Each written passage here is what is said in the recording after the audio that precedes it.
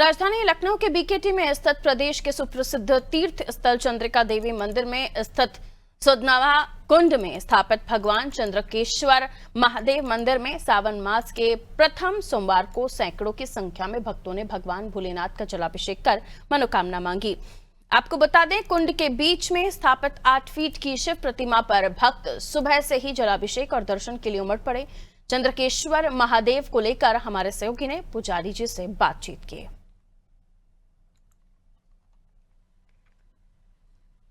11 तारीख से सावन मास का शुभारंभ हो गया है। ऐसे में जो सावन मास के समय में भगवान शिव की पूजा अर्चना करने से एक अलग ही महात्म होता है। जिसके बाद आज प्रथम सोमवार है और सुबह से ही जो शिव मंदिर हैं, नए पुराने शिव मंदिरों में जो भक्तों का तांता है वह सुबह से ही लगा है। और आज हम ये चंद्रिका देवी मंदिर जो लखनऊ ही नहीं पूरे देश विदेश तक प्रसिद्ध है, इसी के पास सुधनवा कुंड स्थित है। यहीं पर चंद्रकेश्वर महादेव विराजमान है। ये करीब 7.5 फीट की वह प्रतिमा है, जहां पर जो भक्त हैं वह सुबह से ही लाइन में लगकर अपनी बारी का इंतजार कर रहे हैं। कहीं ना कहीं जो जलाभिषेक भी किया जा रहा है। हमारे साथ यहाँ के स्थानीय पुजारी धर्मेंद्र जी मौजूद, हम इनसे बात करेंगे। धर्मेंद्र जी, एक इस मंदिर का एक अपना इतिहास भी माना जाता है, क्या कुछ इसका इतिहास है? इतिहास इसका जो है, अगर इतिहास की बात करें तो यहाँ पर बताते हैं कि महाभारत काल में जिस समय पांडवों को जो है अज्ञातवास हुआ, नैमिष के द्वारा भ्रमण करते हुए वो भी यहाँ द्रौपदी संग आए जो है। और चूंकि पैदल चले हुए तो भीम इतना प्यासे थे कि बिना हाथ पैर धोए इस कुंड में प्रवेश कर गए। और इस बात से बर्बरीक और भीम में युद्ध हो गया, क्योंकि बर्बरीक इसी जल से माँ को नित्य स्नान कराते थे। उन्होंने कहा कि मैं इसी जल से माँ को नित्य स्नान कराता हूँ और तू इसमें बिना हाथ पैर धोए निकल नहीं तो बताता हूँ। लेकिन उन्होंने अनसुना किया और ऐसी बात को लेकर दोनों लोगों में युद्ध हुआ। युद्ध इतना घमासान हुआ कि थोड़ी देर के बाद बर्बरीक ने भीम को एक उंगली पे उठा लिया और आसमान की तरफ फेंकने जा रहे थे। तभी ये चंद्रकेश्वर महादेव जी प्रकट हुए, जिनकी आज सावन का जो पहला सोमवार है, कतार लगी हुई है, तांता लगा हुआ है, ये प्रकट हुए और इन्होंने उनका मेल मिलाप कराया और कहा कि जिन्हें तुम फेंकने जा रहे हो वो तुम्हारे बाबा हैं, यानी पितामह, ऐसा कह के मेल मिलाप कराया।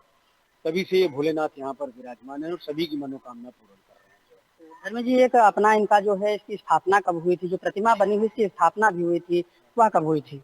स्थापना इसकी जो है लगभग 2007 में हुई और बड़ी ही विशाल व्यवस्था के साथ जो है इनकी स्थापना हुई थी और बड़ी ही गाजे बाजे के साथ इनकी स्थापना हुई। और स्थापना के बाद से लोगों का बराबर यहाँ तांता लगा रहता है इनके दर्शन पाने के लिए। प्रशासन की अगर बात कर ली जाए तो कोई लग रहा है पुलिस प्रशासन का कोई व्यक्ति या कोई जो सिपाही है या कोई जवान यहाँ पर मौजूद है? क्योंकि पास में ही बड़ा सा कुंड बना हुआ है, काफी लोग इसमें इससे पहले भी कई हादसे भी हो चुके हैं इस कुंड में। जी नहीं, अभी क्या है कि प्रशासन यहाँ पर बातचीत तो हुई प्रशासन से, लेकिन प्रशासन यहाँ पर अभी कहीं दिखाई नहीं पड़ रहा है। जो है कोई दिखा नहीं है प्रशासन का भी कोई आदमी यहाँ पर। कहीं ना कहीं जो हजारों श्रद्धालु प्रतिदिन जो है आवागमन रहता है, ऐसे में किसी अनहोनी की भी आशंका बनी रहती है, क्योंकि ये कुंड भी काफी गहरा है। हो जाती है, बहुत सारी अनहोनियां यहाँ पर हुई हैं और जिस तरीके से पहले होती थी अब तो नहीं होती, क्योंकि प्रशासन ने भी यहाँ पर थोड़ा सा देख रेख शुरू करी है और इस वजह से अनहोनियां थोड़ा सा अब कम होती है। अगर बात कर ली जाए मंदिर की, तो सुबह से कितने लगभग जो भक्त हैं वो दर्शन कर चुके हैं? क्योंकि भीड़ जो है लगातार बढ़ रही है और सुबह से मैं भी देख रहा हूँ क्योंकि भीड़ जो है थमने का नाम नहीं ले रही। भीड़ की बात करें तो अभी मुझे लगता है कि 2,500 से 3,000 4,000 आदमी दर्शन करके जा चुका है महादेव के। और शाम तक की अगर हम पूरी बात करें तो कम से कम 20 से 25,000 आदमी दर्शन करेगा। जो कहीं ना कहीं अब इस बात से अंदाजा लगाया जा सकता है कि जो शिव महिमा है कहीं ना कहीं अपने में अनोखी रहती है, क्योंकि बताया जाता रहा है कि श्रावण माह में भगवान भोलेनाथ की पूजा करने से एक इसका अलग ही महत्व होता है और इसका अलग ही प्रसाद भी मिलता है। अनादि टीवी के लिए राजू तिवारी, लखनऊ से। 11 तारीख से